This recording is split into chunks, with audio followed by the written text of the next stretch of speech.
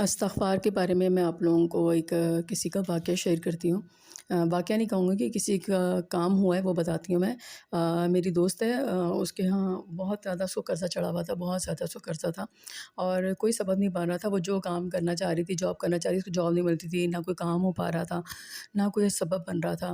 اور میں نے اسے کہا کہ تم نماز پڑھتی ہو؟ اس سے کہا نماز بھی باقاعدگی سے نہیں پڑھتی، کبھی پڑھتی ہوں کبھی نہیں پڑھتی، کبھی بزی ہوتی ہوں یا بھول جاتی ہوں یا صبح اٹھ نہیں پاتی، آنکھ نہیں کھلتی، یا کہتی ہوں ابھی پڑھوں گی، تھوڑی دیر پڑھوں گی۔ تو پھر میں نے اسے کہا پہلے اب تم نماز کی پابندی کرو، جب تک نماز کی پابندی نہیں کرو گی تمہاری کوئی دعا بھی قبول نہیں ہونے والی، کیونکہ اللہ کا شکر ہی ادا نہیں کر رہی ہو۔ تمہیں اللہ رزق دے رہا ہے، سانس دے رہا ہے، چلنے پھرنے کی توفیق دے رہا ہے، سونے کی توفیق دے رہا ہے، آرام کرنے کی توفیق دے رہا ہے، تمہیں اتنی نعمتیں اللہ دے رہا ہے، دنیا کی روشنی دکھا رہا ہے، تمہیں نعمتیں دکھا رہا ہے، تو تم شکر ہی ادا کر رہی ہیں۔ جب تک پہلے تم اللہ کی نعمتوں کو شکر نہیں ادا کرو گی تو پھر تمہیں کیسے امید رکھو گے کہ اللہ تمہارے کام کر دے گا؟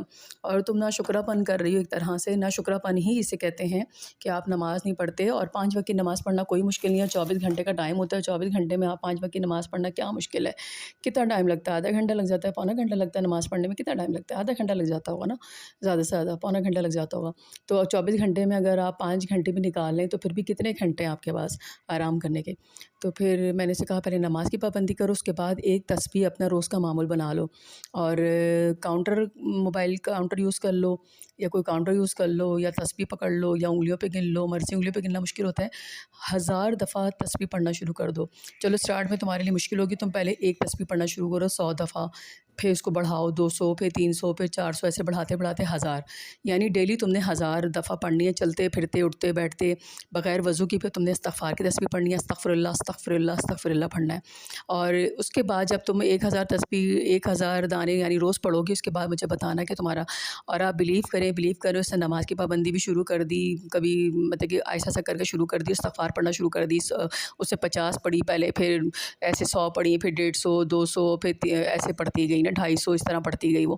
اور ماشاءاللہ ماشاءاللہ ماشاءاللہ تقریباً اس کے تقریباً 3 سے 4 مہینے آئی تھنک لگے ہیں، ایسے 3 سے 4 مہینے، اور اس کا سارا قرض ادا ہو گیا ہے، اور اس کو جاب مل گئی اچھی، اس کو جاب مل گئی، آن لائن جاب مل گئی، اس کو بہت اچھا کام مل گیا، اور اس کا سارا قرض ادا ہو گیا۔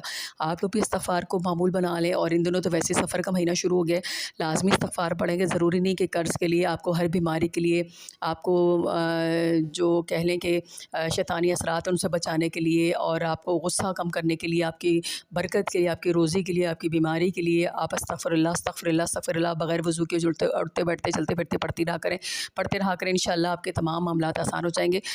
ضرور اس کو معمول بنا لیں، بھلے 100 پڑھیں، 50 پڑھیں، 200 پڑھیں، لیکن 1000 کوشش کریں، 1000 ایک دن میں پڑھا کریں۔ جزاک اللہ خیر۔